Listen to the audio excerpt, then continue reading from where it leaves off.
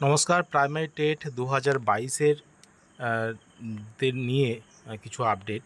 যে 2022 TET pass যারা আছেন তাদের জন্য তো যে এসএসসির যে নোটিফিকেশন, নিয়োগের যে নোটিফিকেশন, ফ্রেশ নোটিফিকেশন, সেখান থেকে কিন্তু প্রমাণ হয়ে গেল যে ওবিসিটা কোনো ম্যাটার করে না, ওবিসি কেসটা।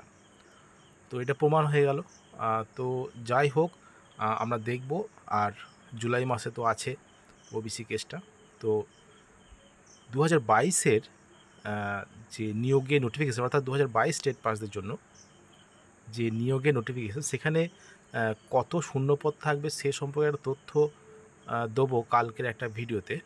যে কেমন ভ্যাকেন্সি থাকতে পারে, তার একটা পরিসংখ্যান তুলে ধরা হবে। তো আগামীকাল অবশ্যই দেখবেন। তো যাই হোক, যে বিষয়টা 2022-এর টেট পাসদের নিয়ে কিন্তু অবশ্যই একটা আলোচনা আছে।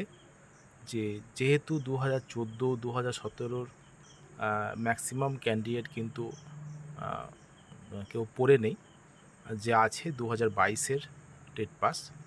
তো তাদের নিয়োগ অবশ্যই করবে। আশা করা যায় এই বছরের মধ্যে কিন্তু নিয়োগের নোটিফিকেশান বেরোবে। তো যাই হোক, ভ্যাকেন্সি নিয়ে কিন্তু আলোচনা হবে, যে কেমন ধরনের ভ্যাকেন্সি থাকতে পারে এই সম্পর্কে। কারণ প্রত্যেক বছর কিন্তু প্রচুর পরিমাণে প্রাথমিকে প্রচুর পরিমাণে টিচার কিন্তু রিটায়ারমেন্ট হচ্ছে এখন। প্রত্যেক বছর, প্রত্যেক মাসে কিন্তু রিটায়ারমেন্ট হচ্ছে, এবং স্কুলগুলিতে কিন্তু টিচারের সংখ্যা আস্তে আস্তে কমে যাচ্ছে। তো দেখবো আমরা কালকে একটা ভ্যাকেন্সি নিয়ে একটা কিন্তু ভিডিও অবশ্যই আসবে।